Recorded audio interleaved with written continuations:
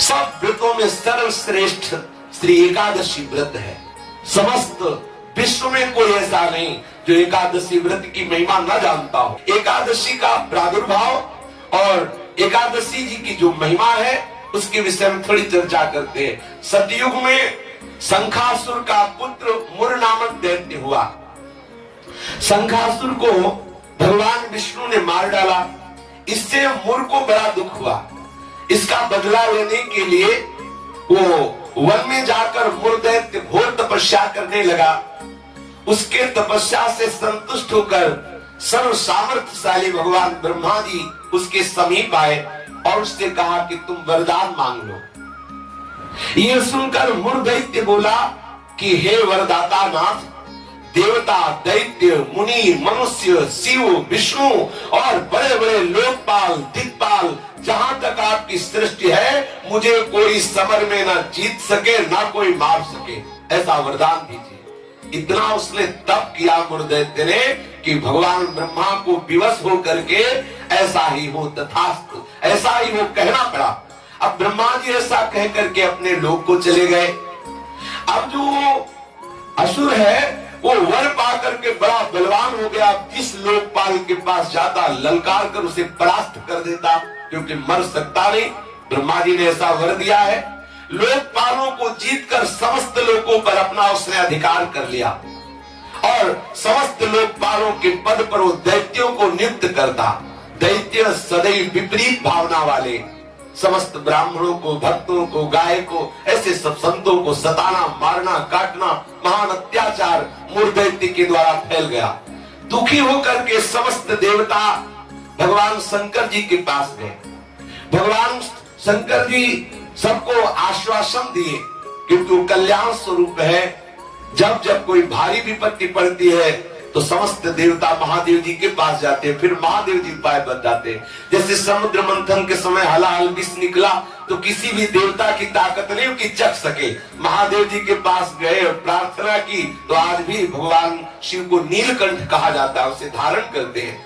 यद्यपि इनकी सेवा है सृष्टि का संहार करना, पर सृष्टि की रक्षा जहाँ कोई नहीं कर पाता वहां ये करने के लिए बुलाए जाते। हलाहल विष पीने के लिए किसे बुलाया गया? इन्हीं को तो बुलाया गया। सब देवताओं ने भगवान शंकर से कहा हमारी रक्षा करो। भगवान शंकर ने आश्वासन दिया और स्वयं देवताओं एवं अपने पार्षदों के सहित युद्ध के लिए ललकारा। मुर दैत्य ने बहुत भयंकर युद्ध किया, लेकिन युद्ध में विजय मुर दैत्य की हुई, क्योंकि आशीर्वाद है भगवान ब्रह्मा जी का। अब देवताओं ने देखा दैत्यों की तो प्रबल सेना बढ़ती चली आ रही है। अब भगवान श्री हरि का स्मरण किया, भगवान विष्णु का कि हे नाथ आप ही अब रक्षा कर सकते हो। भगवान श्री विष्णु जी ने सुदर्शन चक्र का स्मरण किया और मुर दैत्य पर प्रहार किया, पर ब्रह्मा जी के वरदान प्राप्त होने के कारण भगवान के प्रिय पार्षद सुदर्शन ने उसको ऐसे घूमकर परिक्रमा करते हुए आकर भगवान के हाथ पर विराजमान हो गए, क्योंकि ब्रह्मा जी भगवान श्री हरि के ही अंश से प्रकट हुए। वरदान की मर्यादा रखने के लिए सुदर्शन चक्र जी समीप से जाकर वापस आ गए, लेकिन मुर दैत्य को मारा नहीं। अब तो हाहाकार मच गया कि अब ये प्रलयंकारी दैत्य जब भगवान शिव के वश में नहीं हुआ, बड़े बड़े लोकपालों को अपने अधीन कर लिया और भगवान विष्णु का सुदर्शन चक्र भी वापस हो गया। अब क्या होगा? सब देवता भगवान विष्णु से प्रार्थना करने लगे। भगवान श्री हरि अद्भुत लीला बिहारी है। भगवान विष्णु युद्ध छोड़कर भाग चले। मुर दैत्य ने देखा कि सबका मुखिया तो भाग पड़ा, इसको हम जिंदा छोड़ेंगे नहीं। वो गदा लेकर भगवान का पीछा किया। मुर दैत्य ने भगवान भागकर बद्री का आश्रम में गए और एक बड़ी ही गहरी एकांतिक गुफा में जा छिपे और अत्यंत श्रमित हुए निद्रावश से प्रतीत होने लगे। मुर ने गुहा में प्रवेश करके दहाड़ लगाई, कहाँ है? भगवान विष्णु को संबोधन किया, कहाँ है तू? उसी समय भगवान के हृदय से एक दिव्य शक्ति प्रकट हुई और वो शक्ति कन्या के रूप में प्रकट होकर अपने परम तेज एवं दिव्य आयुधों से एक क्षण में मुर दैत्य को मार गिराया। क्षण में दैत्य को मार गिराया। भगवान विष्णु के हृदय से एक दिव्य शक्ति प्रकट हुई, जिसने कन्या रूप धारण किया और अपने दिव्य शक्ति से उस मूर दैत्य को क्षण मात्र में सेना से नाश कर दिया। उसी समय देवताओं ने पुष्पों की वर्षा की और उस देवी की स्तुति की। स्तुति सुनकर श्री भगवान जग गए। भगवान विष्णु ने देवताओं से कहा, तुम किसकी स्तुति कर रहे हो, क्या हुआ? बोले, प्रभु आपके हृदय से ये कन्या प्रकट हुई और इसने सब दैत्यों का नाश कर दिया और मूर दैत्य को भी मार दिया। भगवान ने कहा कि ये कन्या जो हमारे हृदय से प्रकट हुई, ये एकादश तिथि को प्रकट हुई, 11 को, इसीलिए इस कन्या का नाम होगा एकादशी। और हे एकादशी, तुम अष्ट सिद्धियों और 9 निधियों की स्वामिनी होगी। तुम में इतनी सामर्थ्य होगी कि जो तुम्हारा व्रत रखेंगे उनके चरणों में मोक्ष लुटेगा।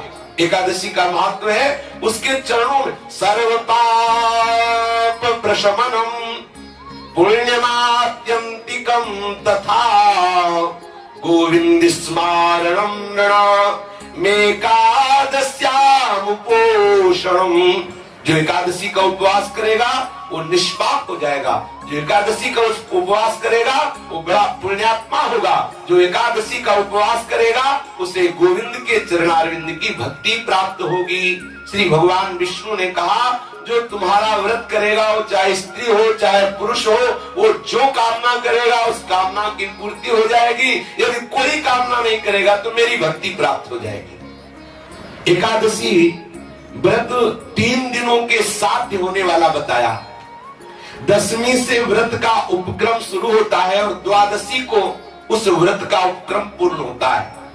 10वीं के दिन एकादशी के पहले आस्यम मांसम मसूरान्नम चरकान क्रोधमास तथा साकम मधुपरान्नम च पुनर्भोजन मैथुने दशम्याम 10 वस्तूनि वर्जयेत् वैष्णवः सदा।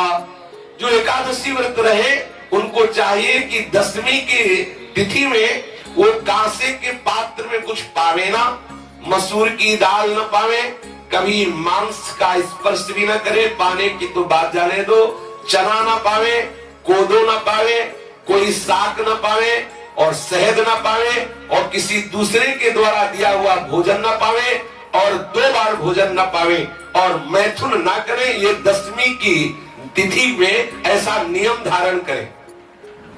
फिर द्वितीयाम च निंदाम च तांबूलम दंत धावनम परापवादम पैशून्यम स्तेयम हिंसा तथा रतिम कोपम हृणित वाक्यम च एकादश्याम विवर्जयेत्। अब एकादशी के दिन 10वीं के दिन ऐसे नियम से रहे कि कांस के पात्र में कुछ पावे ना, मसूर की दाल न पावे, मांस का स्पर्श भी न करे, चना न पावे, कोदो न पावे, कोई साग न पावे, शहद न पावे, दूसरे के द्वारा दिया हुआ कुछ न पावे और 10वीं को 1 बार भोजन करे, मैथुन क्रिया न करे। तब एकादशी के दिन ये नियम ले कि कभी जुआ ना खेले, ना किसी को खेलता हुआ देखे। एक बार दृष्टि पर जाए हटा ले, जैसे लोग ताश वगैरह खेलते। एकादशी के दिन नींद न ले, एकादशी के दिन पान न खावे, एकादशी के दिन दातून न करे, एकादशी के दिन किसी की चोरी न करे, हिंसा न करे, किसी के साथ मैथुन न करे, कभी क्रोध न करे और झूठ ना बोले। एकादशी के दिन ये 11 कार्य ना करते हुए बोले, फिर निरंतर स्मरण प्रियालाल का करते हुए, भगवत स्मरण करते हुए फलाहार पावे तो 1 बार पावे, वो भी थोड़ा पावे। अब हमें तो लगता है कि जितना और दिन पदार्थ पाने को नहीं मिलते उतना तो एकादशी का दिन। बोले अमुक की खीर बनाओ, उसकी कूटू की पकौड़ी बनाओ और उसका सिंघाड़े का हलवा बनाओ, ये वो। अब एकादशी का मतलब क्या है? अरे 24 घंटे उपवास करो या तो बहुत बहुत जल पी लो, बहुत लगे तो 1 बार कुछ फल या कुछ ऐसे साधारण, वो भी उतना कि 1 दिन में मर थोड़ी जाएगा कोई।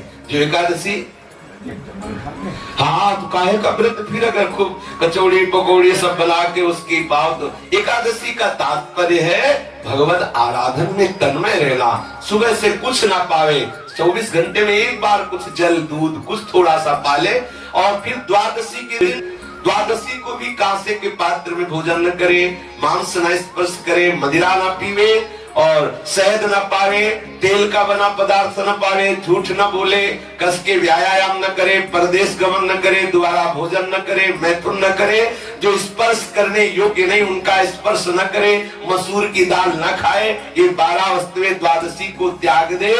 दसवीं के दिन पूर्वाह्न में एक बार हविष्यान्न भोजन करना चाहिए। इसके बाद दसवीं के दिन कुछ नहीं खाना पीना चाहिए।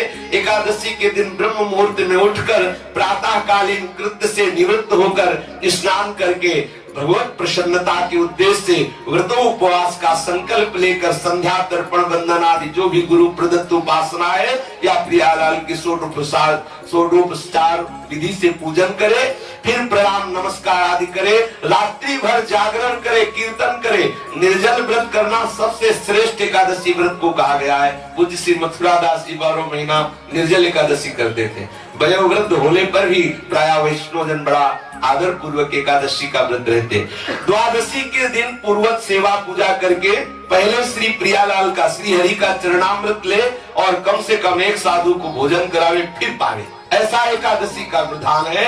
और एकादशी का फल क्या है? पाप नष्ट हो जाते हैं, मोक्ष की प्राप्ति हो जाती है। यदि निष्काम रहे तो भगवत प्रसन्नता उसको प्राप्त होती है, मतलब भक्ति का वर्धन होता है।